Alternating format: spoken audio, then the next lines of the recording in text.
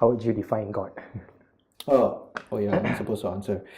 How would I define God? Yeah. With a capital G or Yeah, capital G. oh, is it? Yeah. Okay. Um, that's kind of an invalid question because I don't believe in God, right? But if there had to be, it would be whatever most powerful force there is in the universe, lah, right? Yeah, and that itself could take up a lot of different forms. Yeah. How would you define God? So to put it simply, so how would I define God conceptually and also like realistically? I mean, you define God in the concept of it. But for me, I define God in terms of the concept of God and also the reality of God in terms of God is the source of existence and reality at the basic level. And even though over the ages, different religions and different faiths define God in their own ways, sometimes placing a personal or rather a human attributes to God, like anthropomorphize God. But for me, my idea of God or concept of God is basically a source of being, the source of being, the essence of existence. Whereas the elements that comes into play, whereby where we talk about how do you please God, how do you incur the wrath of God, for example. These are basically just terms used by religion or terms used by Islam or many religions, right? To form a relationship, a bridge between the human mind and human actions and human thinking, basically, to that indefinable concept that is a reality that cannot be fully comprehended. But it somehow is kind of something that helps us to come to terms with it and also align our lives according to that higher ideal. How would you describe the Islamic faith to someone who has never heard of Islam? Someone who has totally never heard of Islam, I would first hypothetically, I would first get to know their culture, how they think, like what is their worldview, what is their philosophy towards divinity, God. Or sometimes different cultures define God differently. They may not even have the word for God, they may have a word for nature, the universe. Try to understand what it is that they are, how they define the transcendent, basically. And then try to fit in the teaching slowly with this sounds like da'wah, Actually, the question not about how would I da'wah, Actually, the question I should just be stick to the question. Actually, how do I describe Islam? So I just say, okay, so my religion, I come from this place whereby I learn this faith whereby I believe in one God. Basically, this God is the creator of all, even myself and yourself and your people and my people. Maybe you know or recognize this God through different names.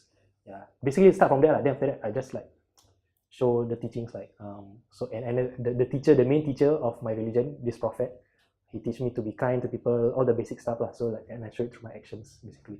And then sort of introduce them, get them to feel comfortable with me. I mean, if they want to if they want to ask more questions or what, then I just try to answer. I mean, the question doesn't really say how would I da'wah, but sometimes, like some situations, I mean, for different people, they would ask themselves, what would fill in the blanks do? Like, for example, some people say, what would Jesus do? Or say, what would the prophet do? For example, so I would think in terms of this, okay, so if the prophet is in this situation, he's in a village, in a society where there's no concept of law and order, for example, and maybe stealing is common or something, then that'll be quite hard. So I don't know how to go about that. But I would introduce a concept slowly, because certain things, certain moral stuff is pretty universal in most or all cultures. People sort of grasp that intuitively, without needing to be taught. Like stealing is wrong, murder is wrong. Describe the moment you knew you could no longer remain a Muslim. The moment that I knew I could no longer remain a Muslim. I don't think it was one moment. When I could no longer, But I guess if it helps, I may not be answering the question. The reason why I left, right, Okay. was that I reached a stage in my life where I wanted to know who I was serving, who I was sort of worshipping, right, was really God, lah, and I wanted to know that the religion or the belief system that I was in was the right one. And well, Islam claimed to be the ultimate truth, or at least that was what I thought, lah, and to me, just sort of, it was more like I wanted to be sure, you know. So I decided that for something to be the ultimate truth, it should be able to withstand ultimate scrutiny, right? Okay. So I guess therein began like my sort of questioning, lah. Why are things like this? Why are things like that? And eventually, sort of, I stumbled upon certain things that, like what you said, in your reason number two, that I couldn't reconcile with matters, especially pertaining to the nature of God, as proclaimed or as asserted by the Quran, or for that matter, the Abrahamic religions, lah. Right? It just didn't make sense to me. When it came to that point of, like, okay, it's a logical conclusion that it cannot be as such for me, and that's when I realized, oh, I don't think that's right. Yeah. What's the biggest misconception people have about being an ex-Muslim? Okay, the biggest, I think it's quite clear to me. The biggest is that we were never Muslims to begin with, right?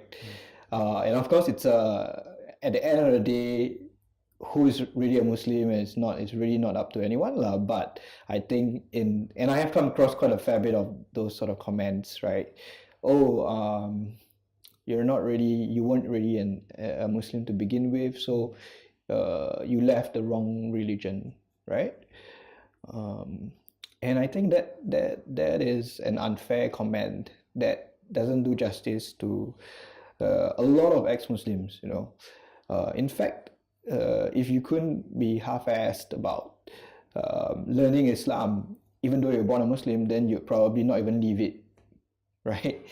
A lot of the ex-Muslims who I know, right, quite a few of them were from madrasah.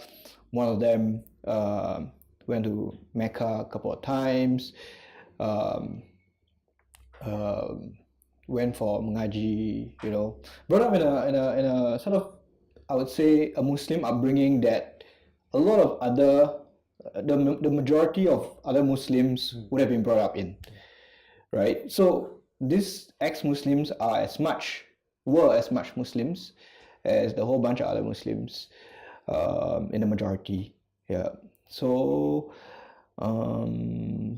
that's the biggest misconception. Of course, there are quite a lot of others, but I think the one that sort of gets me confused the most is that we were never Muslims to begin with. Yeah. What scares you the most about being Muslim? A few things. The most, okay.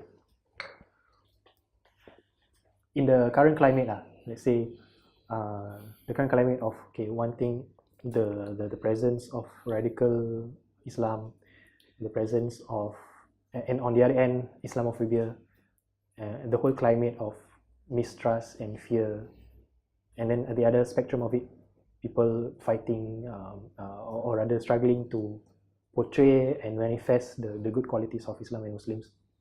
What gives me the most fear, it will be a situation whereby that maybe like there's no good example of a Muslim left on earth, such that all the examples of Muslims on earth are like really bad, gives a really bad idea of Islam. How do I put it? Like a source of reference or rather an example. So people tend to admire certain people. They admire heroes, personalities, they admire leaders, role models, right?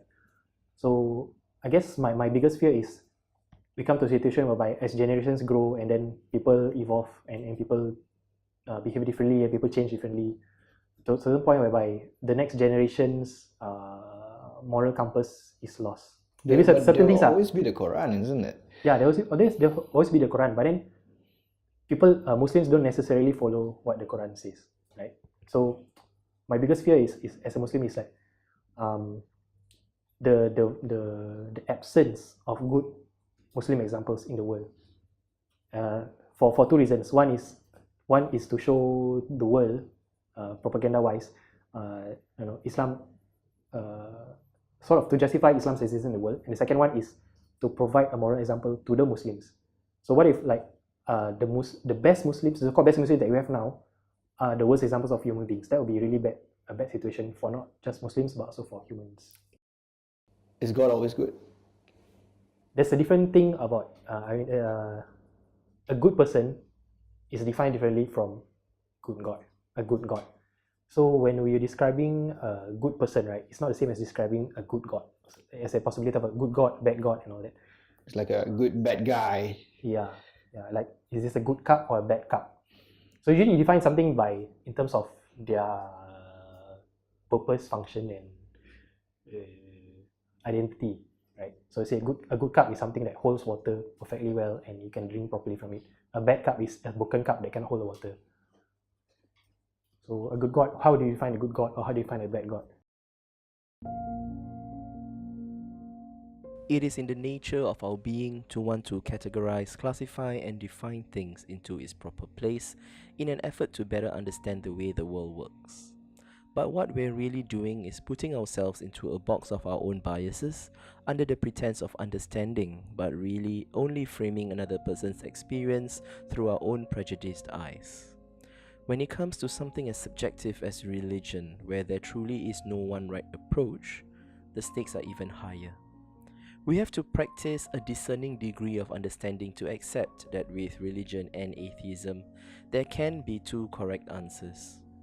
Nothing exemplifies that more than when Latiff and Hakeem came on set to show us the grace of acceptance and respect for someone else's belief. Truly, it is only when we realize and wholeheartedly embrace that notion that two differing opinions can have no semblance of commonality that a dialogue on faith can begin. This has been SG Narratives.